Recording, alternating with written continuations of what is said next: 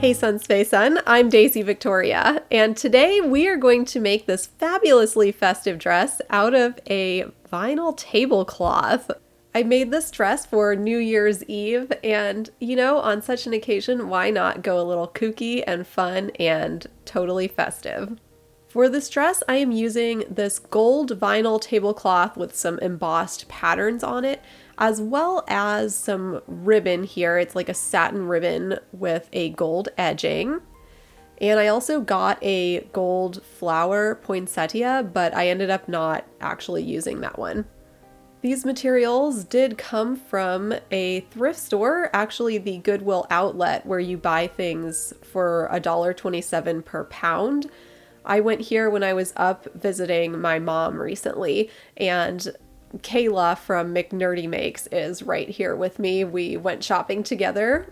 I'm not sure exactly how much I spent on this dress specifically because I bought my things by the cart, but surely it was only a few dollars. I mean, this stuff was pretty lightweight. The gold vinyl tablecloth is brand new in the package, so it is ready to be made into a fabulous dress. It's backed with a sort of soft felty material, which is kind of nice. I think it'll make it stick a little bit better to my fabric base. Since I decided to do a corset dress, I am using some duck cloth. It's a cotton canvas material, and I did already have that on hand. But if I didn't have it on hand, that would have been a minor cost for the project. So I need to use my corset pattern to cut out the pieces of the corset. I have a corset cut out here that has yet to be sewn together, and it is the same style as the corset I would like to make out of this vinyl.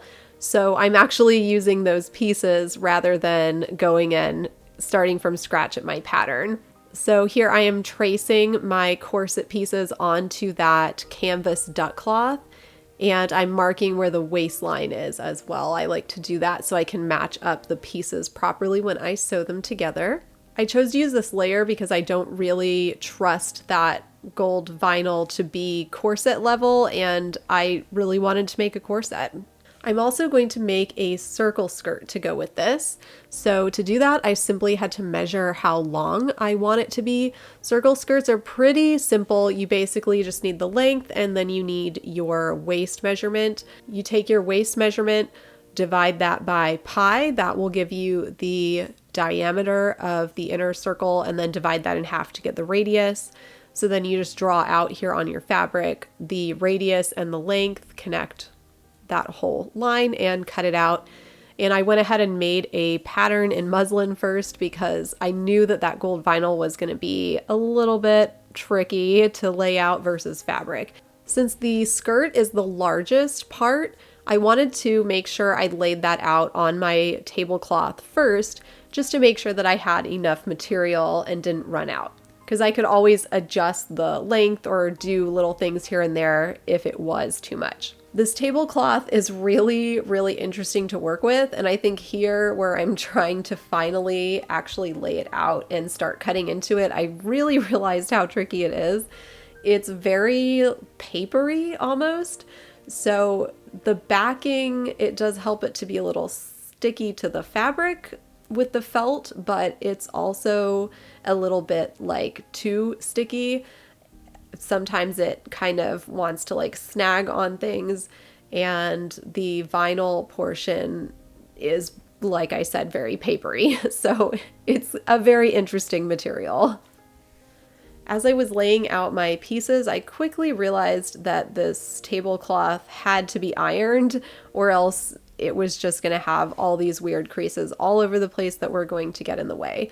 So I ironed this on a low heat setting, and I was just really careful. I made sure to iron the felt backing side only. And then I was able to lay out all of my pattern pieces. They all fit perfectly, no adjustments needed. So I traced them all out and cut out all those pieces.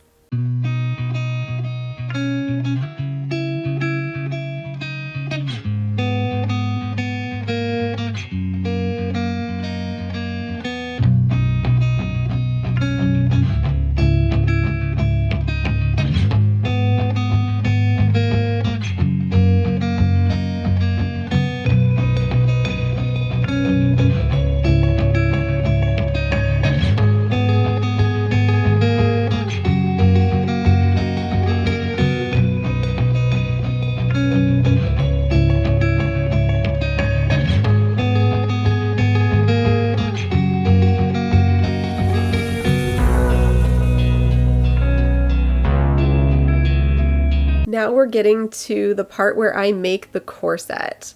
I decided to put in a front busk in this corset. So to do that, I sewed the front, basically the vinyl to the canvas, leaving spaces where that busk is going to get inserted.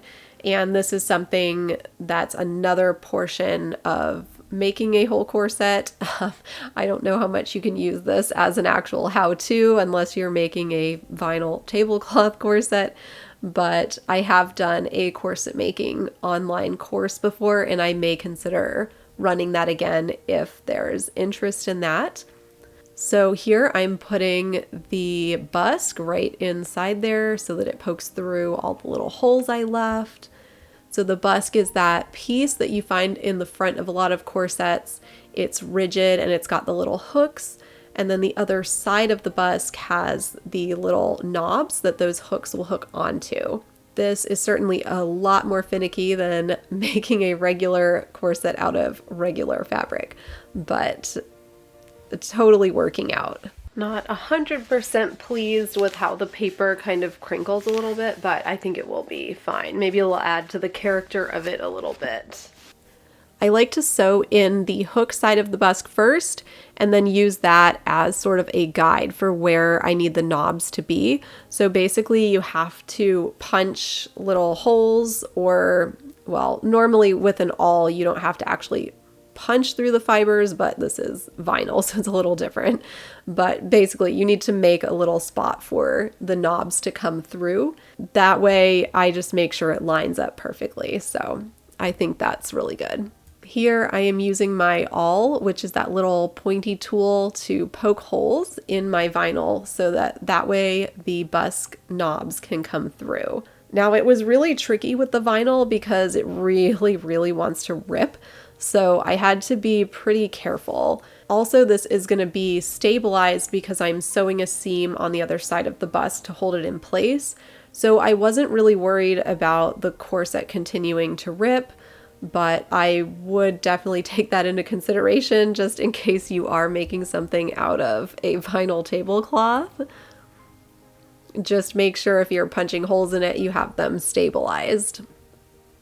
Okay, so the seam on this side actually looks a little bit cleaner than the seam on this side. I don't know if maybe I want to re-stitch that one.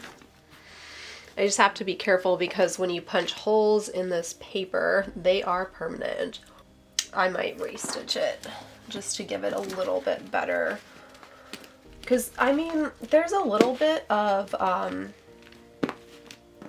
puckerage on both sides, but there's just a lot well, you know what? Actually, I guess the puckerage is kind of in the same spot on both sides, so once I put it together, it's not really all that noticeable. I think it'll be fine. I mean, you guys, I am sewing paper here, so I can't expect the same results as fabric, but I think it's doing really well. So I forgot to start putting in waist tape. Waist tape is something that will go along where I've marked the waist, and it will kind of hold the structure of the waist over time. So I'm considering, do I want to put in waist tape? Because if I do, I can kind of butt it up against there and put it in. So because I'm working with this paper, the waist tape is going to create a ridge. And I'm thinking, like, what's really the purpose of waist tape? It's to hold the waist so that over time it doesn't stretch out. One, it's paper. I don't think it's going to stretch out. And two, how often am I going to wear a metallic gold paper corset? Probably not a lot. So to be perfectly honest with you, I don't think it needs waist tape, and I'm not going to add it. I'm just going to keep going without it. From here, I continued sewing on the panels of the corset. So I have that layer of vinyl and the layer of canvas, and I have the waistline marked. So I can use that waistline marking to match up the next pieces. And I'm doing this the same base sewing method that I used on the last corset dress I showed you, where I'm going to essentially sandwich the prior panel inside the next panel and then go ahead and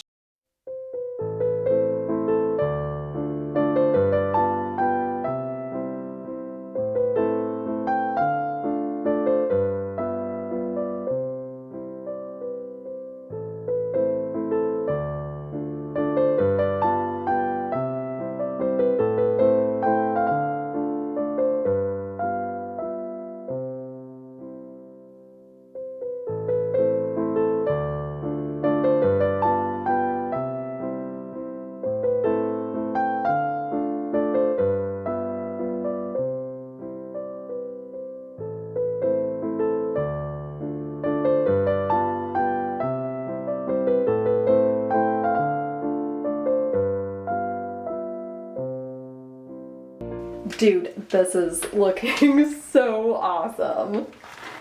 Freaking awesome. Oh my gosh.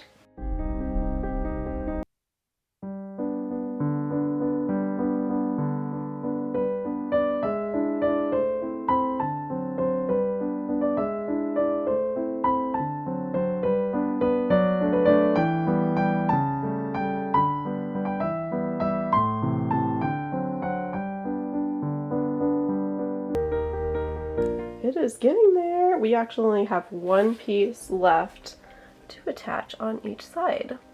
As I sewed the rest of the corset, I noticed that I really got better at just kind of feeling this wrapping paper, this tablecloth in the machine.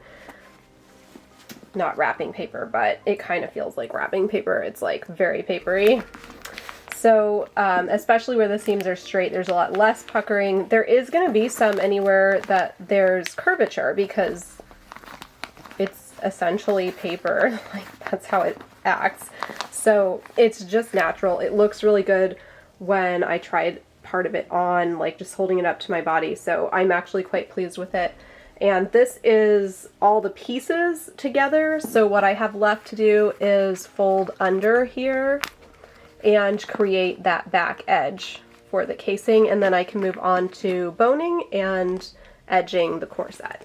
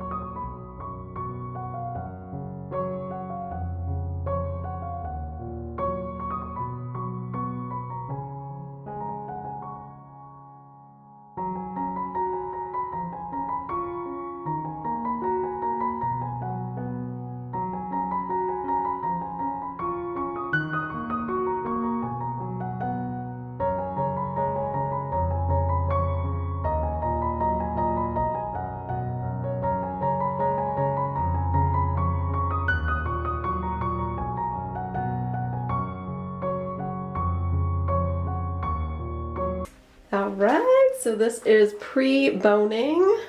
Can definitely see the shape coming along here. Love it. And I do like this contrasting edging as well. I think it really makes it pop. Yeah. All right, it's boning time. I typically like to use this 1/2 inch flat steel at the center front and center back of the corset. In this case, the busk is a 1/2 inch flat steel, so I'm adding these to the back here. Technically, that would have been a minor cost as well, but I already had these, so for me, that really was nominal. What I really wanted to use for boning throughout the corset is this flat reed. I also got this at the thrift store, so it was like less than $1 for this roll. And this is something that historically was used to bone corsets or stays or bodices. So I thought this would be really nice to use in this corset, and also it keeps the cost real low, so that's a bonus. To use the reeds as boning, what I'm doing is first just cutting off a piece that might be slightly long because it was a little difficult to manage the entire roll at once. And then what I need to do is make sure that it's just a little bit shorter than the channel it's going into.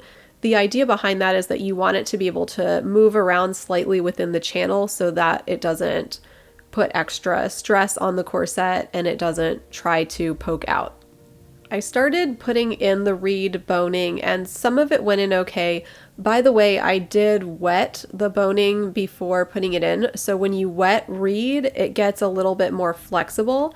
So basically what's not on camera is I took the reed over to the sink and just poured water on it so it was wet and came back into the room with them dampened. Now what happened is that it was actually really difficult to put some of these in. So remember when I told you that the felt backing was a little too sticky to where it snags on stuff? Yeah, it was totally snagging on the reed boning, and it went in fairly nicely into about half of the seams that didn't have the seam allowance back there, but all the ones with the seam allowance, it was just too much snagging, and I was like, you know what? I'm just going to get out my spiral steel boning and I'm going to bone this thing halfway in reed and halfway in spiral steel. So each seam that has more of the bulky seam allowance actually has a spiral steel bone inserted into it. When I got to the longest seams of the corset, those super tall, kind of weird aesthetic pointy bits, I realized I didn't have spiral steels long enough. So I'm introducing yet a third type of boning to this corset, and that is a plastic. It's a really thick, made-to-be synthetic baleen or synthetic whalebone. I've used this stuff before and I really like it. So here that is going into the very tall seams. Once the boning is in, I can then edge the top of the corset with that satin ribbon, just like I did the bottom.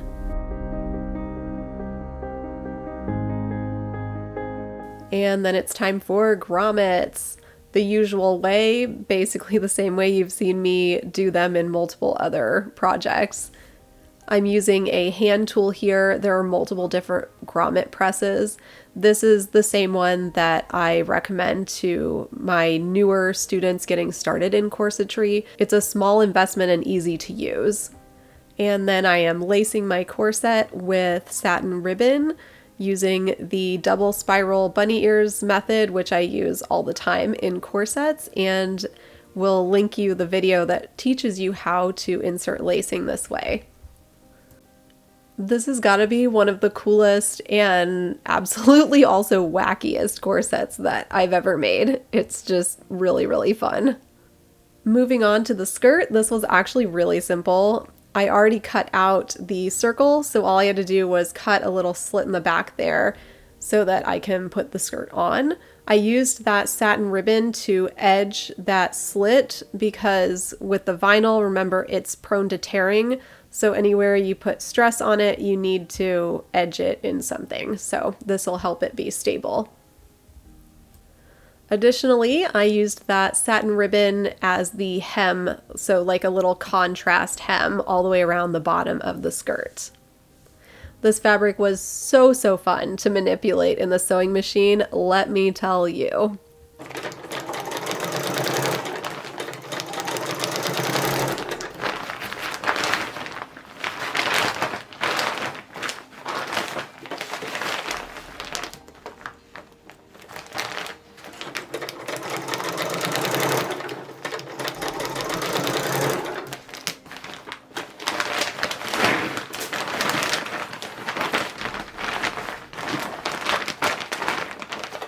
I also sewed a ribbon around the top, so basically the waistband, and then I left the ends really, really long, so that way I can tie it into a really cute aesthetic sort of present/gift bow, and I think that's super cute.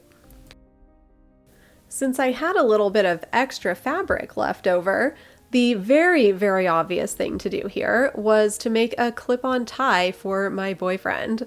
Because if I'm going to New Year's Eve in this style, he might as well match me. I made a clip-on tie pattern by just taking one of his existing ties and tracing around it, giving it a little bit of seam allowance.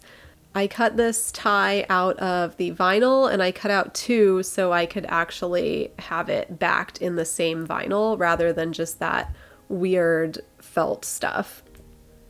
For the top of the clip-on tie, I made that out of basically a rectangle of the vinyl, and you'll see how I fold that over on itself and then just kind of make it look like a faux tie. I sewed the two pieces of the tie together, clipped the seams and the corners, and then turned those right side out, which I'll have you know with this vinyl was no simple task, but I did get it accomplished. For the top of the tie, I took that folded over rectangle, which is now a sewn together folded over rectangle, I folded in the bottom edge to give it a little bit of a hem there. I sewed down the hem, and then what I'm doing here is I am attaching that onto the tie portion of the tie. So basically I'm just folding it and manipulating it to make sure it kind of mimics the way a tie looks when it's tied. So I'm folding it back in on itself, making it wider at the top than at the bottom, and at the same time I'm letting the top of the tie piece fold a little bit with it. And then I sewed that together there.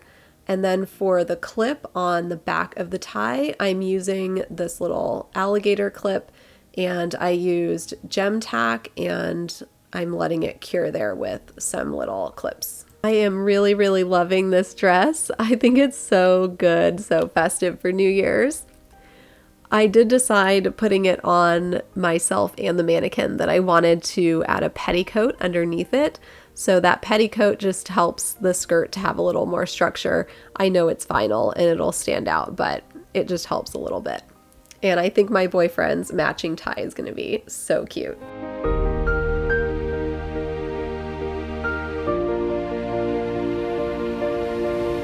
You really never know what will come along if you are simply open to all that the universe has to offer for you. Well, I was taking some photos outside, and from Eden Rain Salon actually invited me in to take pictures in the back room of the boutique on this really cool green couch they have there. And it was so cute, so perfect for the dress. This shop is filled with all sorts of candles, scents, bath products, lots and lots of handmade artisan things, which I totally love. And I always love supporting other artists and local craftspeople, you know, just kindred spirits. So if you happen to be in the Houston area, I highly recommend you stop by Old Town Spring and head into Eden Rain Apothecary and Boutique. You can even tell them that I sent you. I had so much fun making this dress, and I just think it's super fun. It's not something I'll wear a lot, but it certainly is one of those like party / red carpet event type dresses, which is a type of fashion I really love. If you find some inspiration from this project, I'd love to see what you come up with. You can find me on all the social medias as Daisy Viktoria. My website is daisyviktoria.com. And a special thank you to my patrons over on Patreon who help me so much to continue creating amazing content. I hope that all of you have an amazing, happy new year, a joyful and prosperous 2023. And no matter when you're watching this video, even if it's not the new year, I still hope that you have a fabulous day, a fabulous year. Thank you so much for watching with me, and I'll see you again real soon. Bye-bye.